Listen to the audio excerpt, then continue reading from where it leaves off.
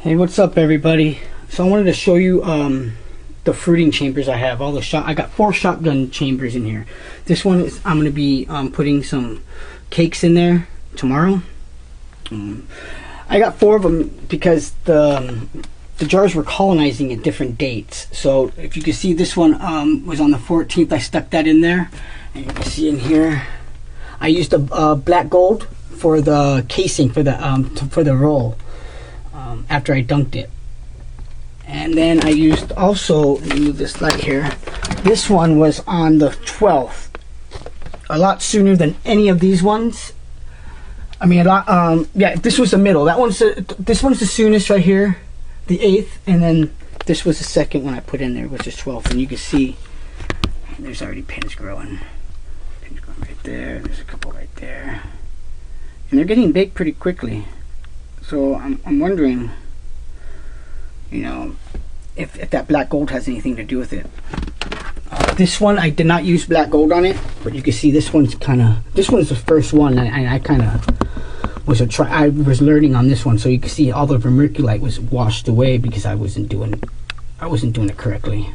But you can see all the little tiny pins on there, if it'll focus.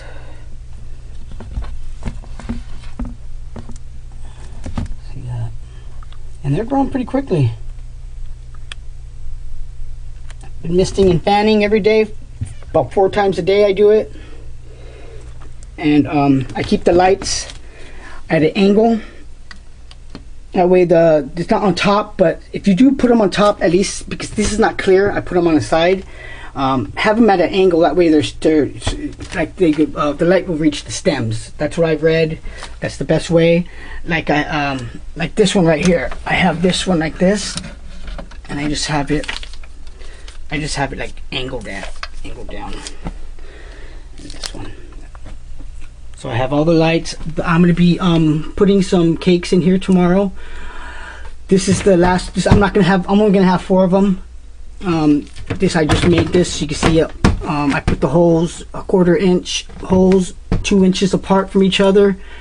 Once I put the perlite in, I'll show you guys how to do that when I do the roll tomorrow on those 4 cakes that you saw me dunk with the dunk and roll process. So that's what I'm doing. That's my way until it stops working, or until I find a different way that's better. This is what I'm doing. I just got these bins. I cleaned them. They were outside and had to, invest any money in these. But these ones I bought at this one was Walmart. No, Home Depot. This one was $7 or $8. I think with the lid, it came out to like $12.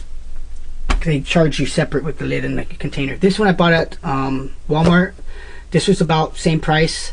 It was about $12. So they're not expensive, as you can see. So you're not going to waste too much money on it. I got the lights and everything brand new. I used I got the compact fluorescent. These are 100 watts, which will give you the the 5200 looms, I believe it is. I don't know exactly the light spectrum, but it's cool. It's cold light. That's what they recommend using. It has to be, the 5200,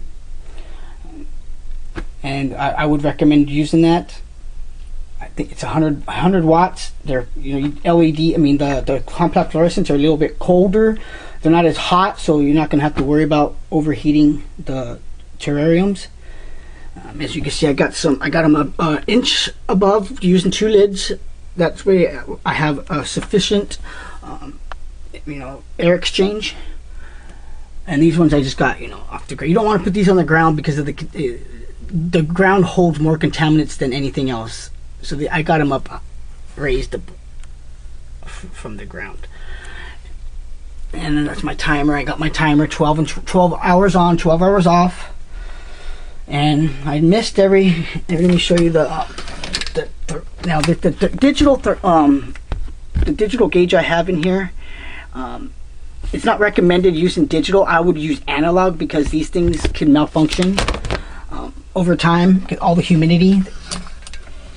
So I actually got an aquarium, a reptile temperature gauge and humidity gauge that are analog. So I'm gonna be using those, and I'll be checking back in another week when they start getting bigger, and I'll show you guys what's up with the process. So the Golden Teacher and the Burma, the Hawaiians, and more Burma. So I got 3 strains here growing.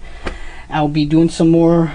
I'll be birthing a couple more Hawaiians, and that'll be it for this run. This is my first run. I never did anything before this.